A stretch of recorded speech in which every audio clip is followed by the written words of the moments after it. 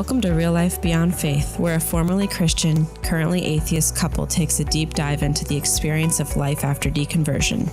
This is episode 3. I'm your host, Jenica Creel. And I'm Patrick Creel.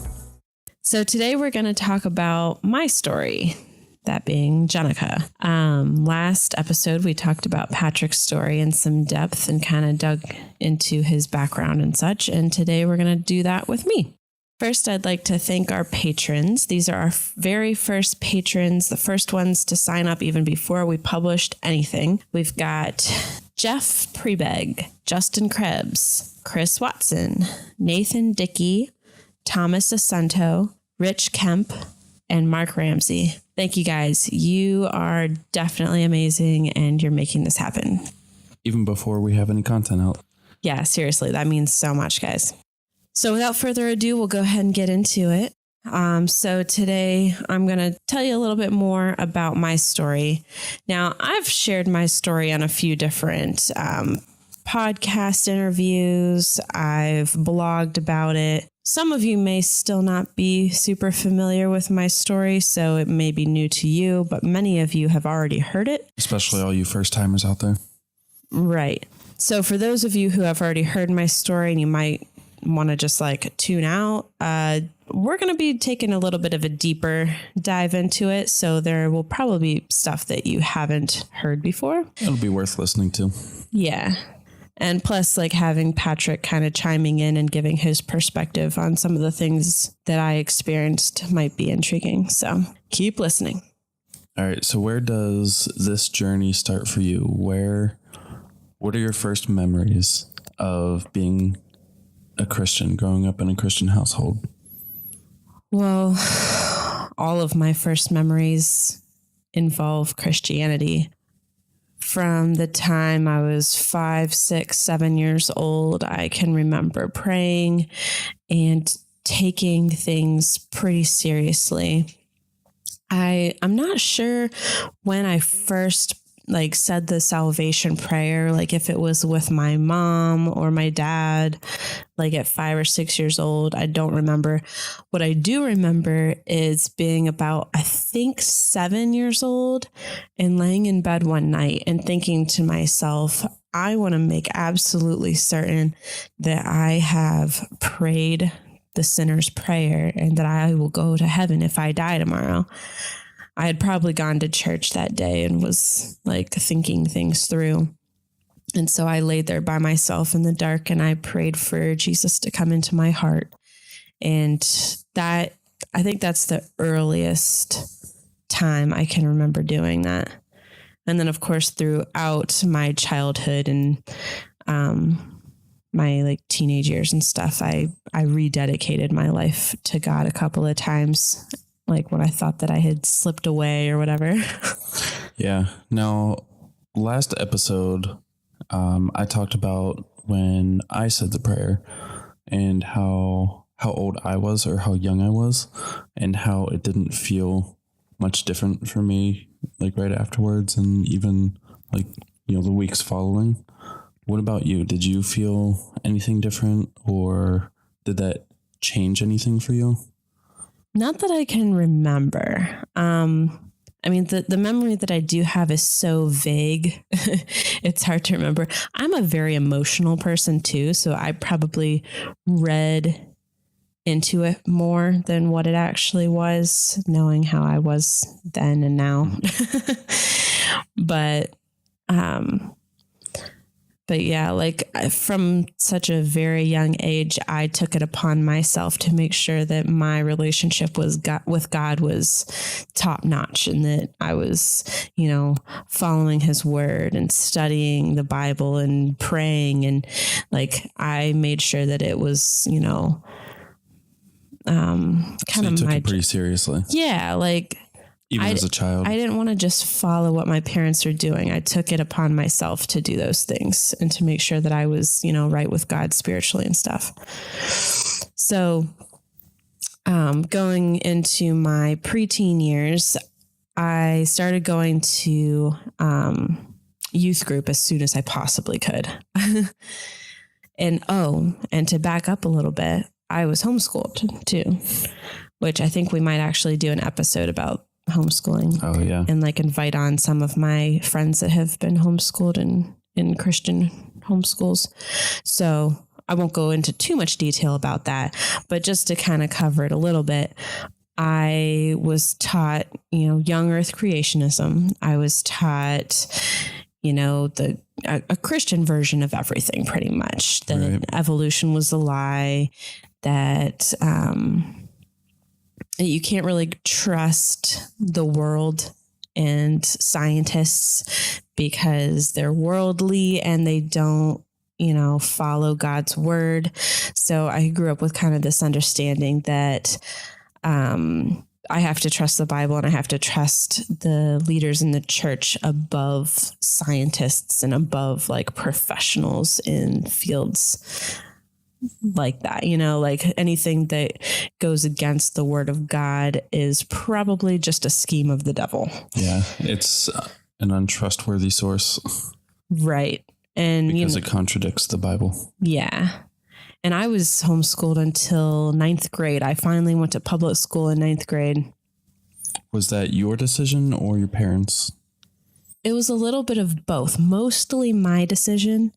The really cool thing about my parents is that they let me make that decision for myself. Like my dad kind of brought it up to me and asked me if I wanted to go to high school so I could play softball and so I could make some friends and stuff. And, to me, not only was it about playing softball, which I definitely wanted to do, but also realizing that all of my friends were Christians. And if I was going to be a good witness for the kingdom of God, I needed to have some non-Christian friends. And so for me, it kind of was like a missions field. So I went into high school, not only, an awkward homeschooler going into a school of 2,000 kids, but also with the goal in mind of saving their souls. Right. So that was a little bit of pressure. Yeah. So how did that go once you were in high school, as far as like trying to win their souls? Did any of that happen? A little bit. Like I made a habit of inviting people to my youth group, and I don't know. It was difficult for me because I was very, very shy going into public school. Like the only friends I had until that point were my 3 younger brothers and people at church who I had known for years. So it was easy to talk with them and interact with them, but creating new relationships and doing small talk was a brand new thing for me. Yeah. And I imagine that would be especially difficult being raised in homeschool and then just being thrown into a school full of 2,000 kids. Yeah. That had to have been a shock. It was absolutely overwhelming. Especially that first year. I got through it just fine. And like I made a few friends and stuff, and I made some Christian girlfriends. So I had a lunch table to sit at and stuff. And then, I made the JV softball team freshman year. So that got me a little bit of popularity with some people. But then in my sophomore year, I actually decided to not play softball because I didn't like the coaches. They kind of ruined the game for me, made it not fun by being complete bitches. So I kind of like took a turn towards like my punk goth phase where I was like, fuck the world. And I mean, I didn't necessarily use that word, but like just kind of, I don't know, like angsty, good old teenage angst.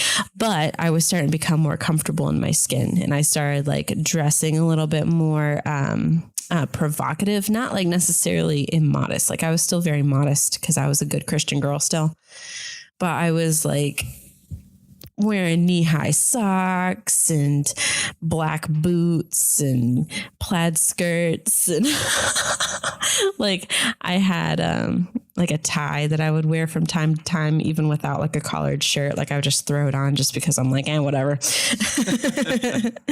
And I kind of like used that, like the way I dressed, as a way to kind of like force myself out of my shell, like to make people look at me and make me have to deal with the judgmental stares.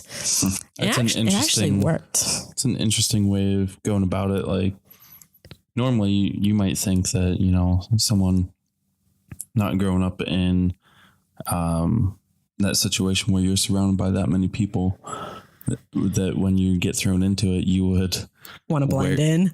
Right. Well, no, that you wouldn't go out of your way to bring attention to yourself. Well, yeah, that's what I'm saying. Like most people in that situation would probably want to just blend in and not stand out. And I kind of did the opposite to myself on purpose. I'm a strange one. Not gonna lie about that.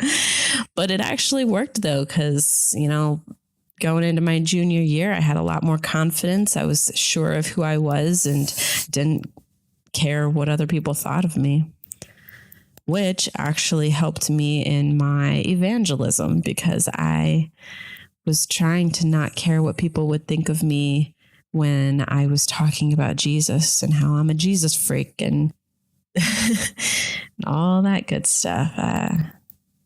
I still had the idea in my head that the whole world was anti-God and that I had to jump into this very, I felt like I was jumping into this oppositional world where people were anti-God and in rebellion against God. And I had to like swoop in and save them. And it's just because I was completely naive and didn't realize that most of America is Christian, that most of my friends there would in fact believe in God, just maybe not in the same way that I did or whatever. And when I started realizing that, I'm like, oh, well, then all I really have to do is, you know, bring them over to my side of how I believe in God and how I worship God. And it was kind of weird. Like I had a couple of Catholic friends and I kind of made it my mission to try to, you know, turn them into Protestants, which failed. Like, plus they were just kind of ditzy and they didn't understand what I was talking about. But like, I don't know. It was kind of like shocking to me to realize like, oh, most of these people actually are already Christians. But then I got involved in Youth for Christ. Like it seems like whatever I do throughout my life, I've always been passionate about it. Like I always have to put my all into it and be like an activist with it. Yeah. Like I can't just go to school and go to school and be a Christian. I have to go to school, be a Christian, and be a leader in Youth for Christ. Was that like a high school based kind of group, kind of like the high school equivalent of Crew? Yeah, it had to be student led. It couldn't be led by the school. But of course there were adults that were involved and they kind of led it. But I was technically one of the leaders. And then I also was one of the leaders of a Friday morning Bible study in senior year where I taught some of the Bible studies and stuff. So yeah, I don't really go halfway into anything. I was fully immersed, fully sold, and I took my faith extremely seriously and made sure that I was, you know, reading my Bible and praying. And whenever I wasn't doing those things, I felt incredibly guilty. And we'll find out later how that kind of personality plays into who I am now. Yeah. Yeah. And you know, I've had people complain that I'm too activisty, you know, that, I don't remember seeing you posting stuff like this when you were a Christian. I was like, when you were friends with me when I was a Christian, I was starting to doubt my faith. So of course I wasn't posting stuff about it, Right. but I'll guarantee you that I was a crazy ass activisty Christian too. So Yeah, going to Christian conferences, missions trips. Yeah, it's going to take a while before I can catch up with atheist conferences. Because I've gone to many, many Christian conferences, many, youth retreats and Bible camps. And I was 100% sold. And yeah, that played out in some interesting ways in my formative years, especially my teenage years, when I started really experiencing my hormonal side. It was all good and dandy when I was younger, and then when boys came into the scene, and don't even mention the girls. Not allowed to like the girls, but yeah, I kind of squashed my bisexuality. I completely squashed my bisexuality when I was a teenager, but it was definitely there. In fact, I think I was 18 or 19 when I kissed a girl for the first time. It was the very first time I ever got drunk. And I was only barely drunk when I kissed her. Yeah. But that definitely made things interesting when I started having sexual urges and desires, and knowing that, God's desire for me was to be a virgin when I got married, and God's desire for me was to protect my heart and protect my body from the boys who just wanted me for one thing and one thing only. And all these things that we were taught, like you talked about the silver ring thing. I never went to a conference like that, but they talked about it at our church pretty frequently in youth group. About purity and purity. abstinence? Yeah. Okay. Yeah. And my parents bought me this really pretty Claudia ring that was my purity ring from them. And I wore that thing all the time to remind myself. It was kind of an interesting experience when I lost my virginity wearing that ring. Yeah. And looking down at my hand and being like, I have failed God.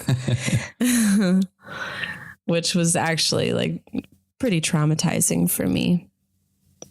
That losing my virginity to my boyfriend, who I had been talking to / dating for 2 years at that point. Maybe more than 2 years. I think 2.5 years. We had fallen in love. We were planning on getting married. We were, I think, 19 at the time. We should have been ready to have sex, to take that step. I mean, you're a consenting adult. Yeah. It should have been a beautiful thing. Instead, it was something that led me down a very rocky and terrible downward path. Spiral. Yeah, it was a downward spiral because we took that step. I felt horribly guilty. And then I beat myself up daily over it, to the point where I just had to turn my conscience off and just pretend like everything was fine. I started lying to my parents about where I was going and who I was with, and continuing to just, not be who I was. And then I met another boy who I really liked, and then started cheating on my boyfriend with that guy. And it was just, because I felt so much guilt, because it was such a black and white thing for me, I thought in my head, okay, well, you're just a bad person now, Jenica, and that's just who you are. You might as well just soak it up. Just embrace it. Yeah, just embrace it and run with it and get as much out of it as you can, because you're a fuck up and no Christian man is going to want you now anyway. So you might as well get your thrills in while you can. Yeah. That was my mindset. Yeah. Plus there was the whole guilt and shame cycle. Yeah. Well, yeah, that's what I'm talking about. Right. But I'm just calling it out. Yeah. Yeah, exactly. So yeah, that relationship ended very poorly. First, the relationship with the guy that I was cheating with, he moved back to New York where he was from, and like we would talk from time to time, but finally one day he became angry that he felt like I had used him, which wasn't true. I had actually fallen in love with him. And he threatened to tell my boyfriend, who I had been with for 3 years at that point, and whose parents I was calling mom and dad. We were planning our future and everything. And he said, if you don't tell him, I will. And yeah, that was one of the worst days of my life. Yeah, imagine so. Yeah.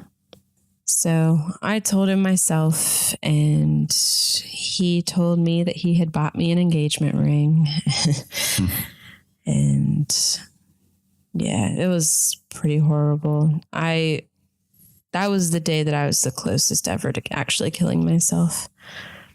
I've been suicidal off and on over the years just because of like depression and anxiety and stuff like that. But that day was really, really bad. Yeah. And because you had to deal with telling your parents too, right? Yeah. They didn't even know that I had sex. Yeah. With my boyfriend, much less somebody else. Right.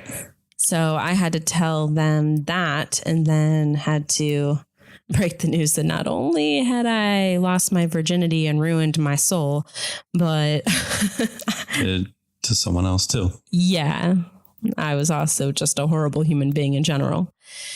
And so they were obviously very disappointed and disillusioned and couldn't even believe it. And I had to tell my boyfriend the same day. And my parents just thought I had ruined my entire life, which I did too, which is why I wanted to kill myself. So I don't know why I loaded up a suit or a pillowcase full of snacks, but I like, if you're going to go drive off of a bridge, you don't need Pop-Tarts. But I wasn't sure I was going to do it right away, and I didn't want to be hungry before I killed myself. Who knows? So I filled a pillowcase full of snacks. It would have made an interesting story. Yeah. We found Jenica under this bridge covered in Pop-Tarts. Clutching her pillowcase. It's so not funny, but it's so funny. But thankfully, right as I was getting in my car to go drive off and find a lovely bridge, my dad pulled in the driveway right behind me and stopped me. And then was that just coincidence, or did he know? That was coincidence. He had no idea what I was planning. Zero idea. He didn't know until I finally told him at some point. And then he was like really glad that he came home when he did. Because he had actually left because he was mad.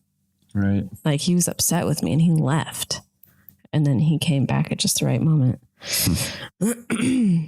And then that night, my mom stayed awake all night watching me sleep on the couch because she was afraid I was going to hurt myself. And that made a huge impact on me because at that point I realized like my mom still loves me. She still cares and doesn't want me to hurt myself. So I'll give this life thing a go. Yeah. Even though you felt like you had totally messed up your whole life. Yeah. So that was like the first big time that I rededicated my life to God. Like that was the main time that I rededicated because like I knew I was saved, but. And you were around 19? Yeah. Yeah, 19. And I deleted all of my contacts in my phone, especially like guys or like secular friends. I just got rid of everybody.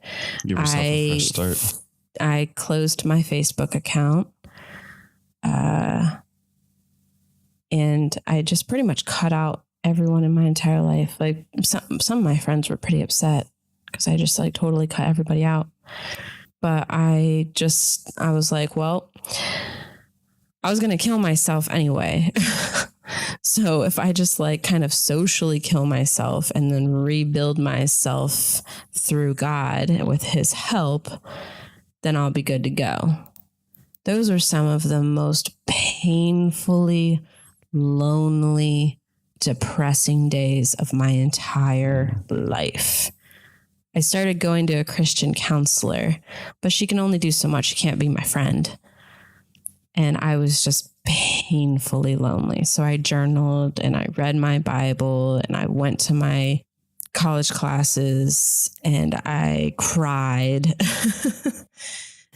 It was pretty horrible, but I ended up going back to my old church that was like kind of a culty church. The one we talked about last time. Yeah. The one where you came when we first started dating. And that's why I was there, is because I knew those people. I knew they loved me. And I knew that, you know, my story would not change the way that they loved me. And I knew that because I told one of my friends, one of my good girlfriends, about what had happened, expecting her to judge me. And she didn't. She loved me through it. And that's Jessica Horsfall. And she has always been a really good, understanding, loving friend to me. And I really appreciate that about her. So she was very loving and understanding to me. And that's what made me decide to go back to that church, even though it was kind of wacky. No offense, Jessica. No, I think she knows it's wacky. Yeah. I don't know where to go from there. Well, let's take a time out. Okay. It's getting hot. Chug wine. Mm-hmm. God, this is so emotionally exhausting. Yeah. It can be tough bringing up all those old memories. Yeah, and just like going through everything all at once and all of this incredibly painful stuff. But I think it's really good to talk about it and get it out. And plus, I know that there are people who can relate to my story. Yeah, definitely. I've talked to many of those people, in fact, who have reached out to me when I've been interviewed on other podcasts and stuff. I've been lucky to not have a traumatic experience or experiences. Right. Yeah, and mine was only traumatic because of my mindset about those things, like about sex before marriage and stuff. If I hadn't had this background or backward understanding of, you know, sexuality and who I was as a sexual person, then it would have been very different. Like I said, like me and my boyfriend, we had been together for 2.5 years at least before we finally had sex. And when we did, it could have been something beautiful. It could have been something romantic. Instead, it was a slip up, literally in the front seat of a car. Yeah, and led you to suicidal thoughts. Right. Led me down this like downward spiral of guilt and depression and, you know, feeling like I was worthless. Like that was absolutely unnecessary and was brought on by my firm belief in the Christian teaching about sexuality. It's so messed up. So, you know, heading into my adult years, I met a guy who didn't think less of me for my, you know, promiscuous past. And I ended up falling in love with him. But a super long story short, that didn't work out. So I was talking to him for a couple of years.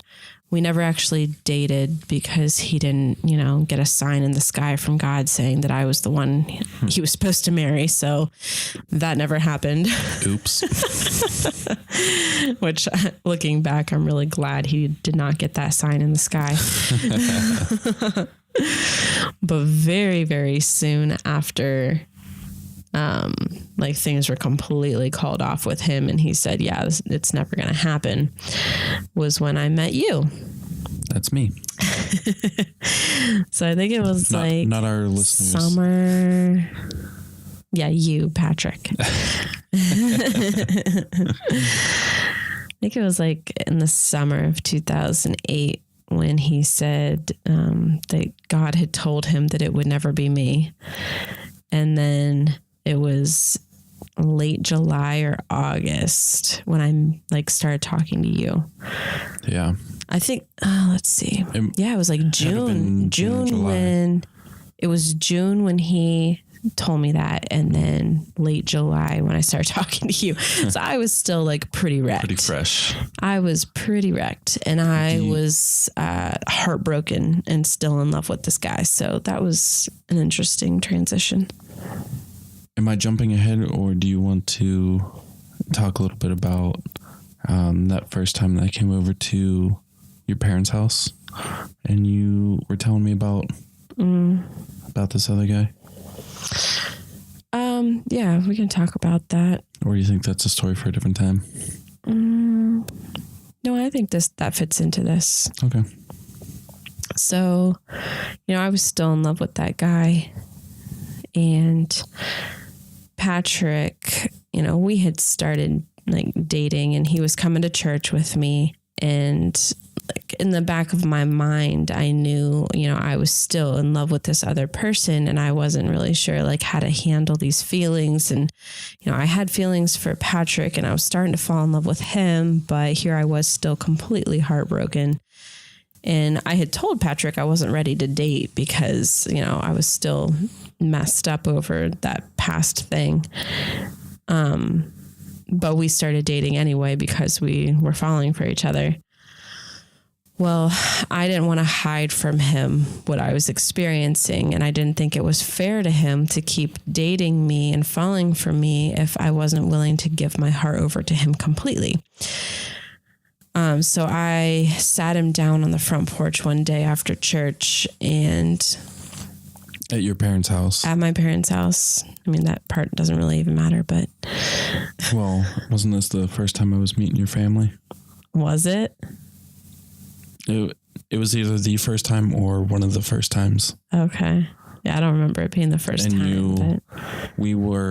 We actually went in the house and we were hanging out there, and your parents knew that you were going to take me outside. And you asked me to come outside for a minute to talk to me.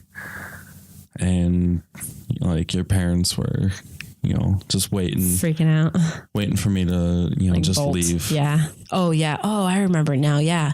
They expected that you would just leave. Like they were like, oh man, we're not going to get to say goodbye.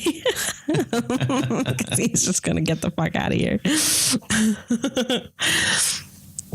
So yeah, took you out there and I explained, that I was still very heartbroken and also that I was still in love with this other guy. Mm-hmm.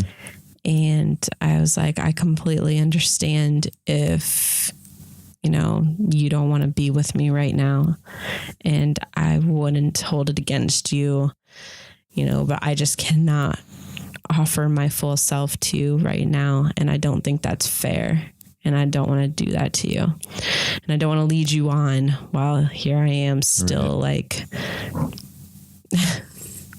in love with this guy. And I remember you sat there and of course you were just like, upset. You looked down, mm-hmm. But you told me that you would be here for me through whatever I needed to go through, and that you would just love me through it. And that was like huge. That was such a huge turning point in our relationship. Yeah. At that point, I think I actually fell in love with you right there on those stairs. Because I was like, holy shit, like this is a man who genuinely cares about me and will help me through the toughest of times, even if those tough times hurt him. Yeah. But to me, it was worth waiting out and seeing like where it would go. Yeah. Yeah. And actually that realization that I had about you became extremely important when I became an atheist, because there you were being the same supportive, loving person that you showed yourself to be on those stairs that day. Because then you loved me and supported me and carried me through literally the hardest time of my life. Yeah. I didn't realize that was I didn't even going through your head. I didn't think of that, that aspect of it until just now. Kind of crazy. Yeah. Like I fell in love with you for the very reason that carried me through my deconversion. You're a pretty fantastic guy, Patrick. Just so you know. And if this mic wasn't in my way, I'd kiss you.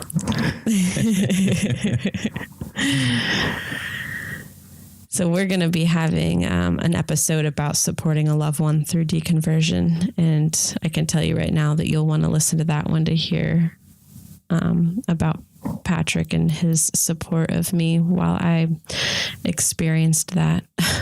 Yeah, that one may even be a two-parter. Yeah, possibly. So on our last episode on my backstory, we talked a little bit about when we met with the pastor, when you started having doubts, or when you had doubts. I don't know if that's when you actually started. When did you first start having doubts? I think the first time that doubts really started to become an issue for me was after I found out that my brother Nate was agnostic or atheist. Because he came out to my family when he was about 16 and I was 20 at the time, and said that he had never believed any of this stuff and that he wanted to stop going to church. And so, my parents thankfully respected that and let him stop going to church and just kind of loved him through it, even though they were obviously very disappointed and concerned for him. But that just raised a lot of questions for me. Like, here, my brother, who is a fantastic human being, someone who I admire, and, he doesn't fit the stereotype of atheist that was in my mind, or like someone who didn't believe in God. Like, those were supposed to be like the worldly, immoral people, not, my brother who I love. So I started asking some pretty serious questions in the following years, especially when he went to Afghanistan. And I knew that, death was a possibility over there, like a bigger possibility. Yeah. And not only that, but he had asked us to send him some books. He ordered some books on Amazon and then we had to package them and send them. Right. But the books that he was requesting, or the books that he had ordered, God Delusion, Richard Why Dawkins, Evolution is True, Jerry Coyne. I think there were a couple others, but I'm looking at these books and putting them in the box and I'm just like dying inside. Yeah. So how did you react and what did you do when you saw the list of books that he had that we had to send to him? As everybody in that household being a Christian, like, he was the only one, he was the only outsider. So how did you feel about all that? Well, I was scared for him because I'm thinking, I was thinking when he went over to Afghanistan that maybe he would meet like a good Christian soldier over there who would like be a good influence on him, or like help him to discover God, or that God would reveal himself to Nate while he was there. Because, there's no atheists in foxholes, right? Yeah, when you're facing death, you got to believe in something. Yeah, when you're afraid of death or facing death, then you feel like you have to put your faith in, a higher power or something. So I just assumed that that's what Nate would do over there. And here it seemed like he was going more in the opposite direction. and I was terrified for him. In fact, I was so upset and so terrified for him that I wrote him a letter, just telling him that I wanted him to read this book that I included in his care package along with the other books. And it was like an apologetics book, like talking about like reasons to believe pretty much. And you don't remember what book it was? It was, it was Smooth Stones by Joe Coffey, who was our pastor at the time. And, it was just like typical apologetics arguments that most of us atheists have heard. So it didn't make a difference. But I wrote him this letter telling him that I cared about him and I wanted him to take a look at both sides, and, that this is a life or death decision that he's making, and I wanted him to make the right decision, and that I loved him and all that. And I mean, you had talked to me about it, and I had like backed you up and supported you through it, and like you were asking me for, advice on like how to word things. So like I was on your side through this.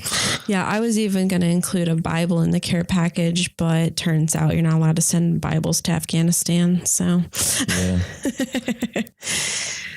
But also I remember one night praying and crying and thinking that I wished that God would, like, if Nate died over there, I wished that God would send Nate to heaven and me to hell in his place. Like, I was that distraught over it. And that's how much I believed in hell. Like, I thought that God would actually send my wonderful brother to hell just because he didn't believe. And you were willing to take his place. Yeah. And that's what's so messed up. Like, I was in agony over these things that I believed. Mm-hmm. They caused me actual agony. Unnecessary. Completely unnecessary. But it was just based on these things, these messed up ideas that I had. And all of that could have been, avoided completely if I would have just been within reality. People say religion doesn't hurt anything. Let people believe what they want. Well, the things that you believe affect your life, and it is damaging, especially if you take it seriously, which I don't do anything without taking it seriously. So, it was impossible not to be affected by these beliefs that I had. Right. So that got me really traveling down the path of doubt. And those rough days while he was in Afghanistan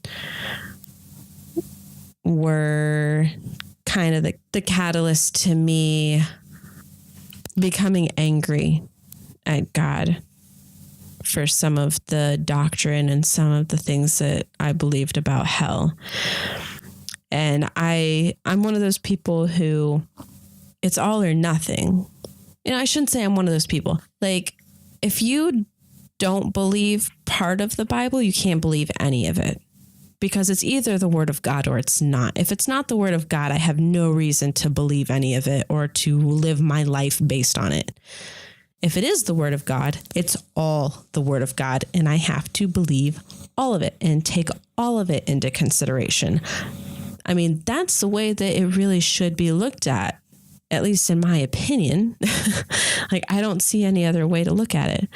So when I started questioning things like hell and original sin, it brought the whole thing into question for me. Yeah. Because if you question one part of the Bible, you have to question the legitimacy of all of it. Right. It's either God breathed or it's not. If it's not God breathed, then why the heck am I living my life based on it? Right. So that was the starting point. I started questioning whether it was God breathed, and if God did breathe it, why is he such an asshole? And I was like starting to get mad, and we were starting to go to that small group, and, we had homework, and they'd ask, we would have like reading to do, and then there would be questions that we'd have to answer. And I started finding myself answering the questions like very smart ass. Well, yeah. like when it was just me and you would just write down an answer, like just to answer the question, not like actually like putting thought into the question. You were just like, all right, it was this. Yeah. Or I would write down something that was like the answer to the question, but it was like kind of blasphemous. Yeah. Like I wasn't actually trying to like come up with like the right answers, but I was just like being pissy. Like, well, actually this verse doesn't make any sense. So I don't know how to answer this question because this verse is total bullshit and God doesn't understand how to write something in a way that we can understand it. Yeah. And I was like getting kind of mad. All right. So backing up. Back it up. We're cutting that out. No, we're not. We're keeping that. I'm editing this episode. So backing it up. Back it up. The doubt and questioning started when you were about 20. Now that was before we had met. And then after we had met, I mean, I got stronger in my faith right with you. Yeah. But then towards the end, you started having, like you were saying, when we were in that small group, that Bible study, the questions started coming up again. Like towards the end of our Christianity, you mean? Not towards the end of our relationship? Obviously. We're still together. Are we? Yes. But... Oh, good. Nate didn't go to the army until after we were together, after we were married. Yeah. So... That's when I started getting mad at God. Yeah. So I started questioning God, but I still believed, and I still was like in love with him. And, our wedding was more of a worship service than a wedding and all that. But then when my brother went to Afghanistan, that's when I started like becoming upset about these questions. And it just kind of grew from there. Yeah. And then when my dad came out as an atheist in December of 2014, things really started to unravel for me as far as like and my that's beliefs. When we had to start actually confronting it. Yeah. And looking into what we believed and why. Right. And that is what we will talk about in our next episode, which is going to be about our deconversion. Mm-hmm. Did you want to talk at all about our meeting with our pastor when you had doubts, or when you were in that women's Bible study towards the beginning of when you started questioning and losing your faith? Do you have any stories about that you want to talk about, or any thoughts? Well, I think we pretty much covered the meeting with Pastor Joe in the last episode, where he told me that he thought I was closer to God than I thought I was, and how that impacted me, because, that actually meant something to me back then. Yeah. But yeah, the Bible study I was going to, it was kind of like my last ditch effort at attempting to be a good mother and a good Christian wife. I wanted to dig into the scriptures and like let it renew me, because, I had been angry at God and questioning for so long that I was just like in this desert, and I wanted something to refresh me, and I wanted to be surrounded by people who were like hardcore Christians. Yeah. Now, if you were wanting to get refreshed and strengthen your faith, one might think Oh, maybe you say the New Testament would be a good place to do that? Yeah, no, they were in Deuteronomy when I joined. So we're reading this stuff about like slavery and like how to treat your slaves. And I'm just like, what the hell? Like, I'm trying so hard. And now we're talking about slavery as if it's something that you can actually do. So yeah, that did not help. And then, it was while I was going to those Bible studies that I started reading atheist books and watching atheist debates and stuff. And the Bible study did not last very long. Yeah. Plus it was in the mornings. Yeah, morning's not my friend. And I had to like get the boys ready, and I had like a tiny baby at the time. And yeah, so there was that too. It's not a good mix.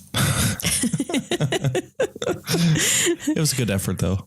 Yeah. And like, I was mostly a good girl during the Bible studies. Like, I tried to like answer the questions the way you're supposed to answer them and stuff. But there were still times when I was asking questions to my group, like, why was this okay? Like, why didn't God just say, hey, like, slavery is not okay. Like, you shouldn't do that. And they all had like, cookie cutter answers that you hear from apologists about that kind of stuff. And I'm just like, yeah, okay, whatever. So I actually ended up telling the person who invited me to that Bible study that the reason I was stopping going to the Bible study is because I was an atheist. So that was interesting.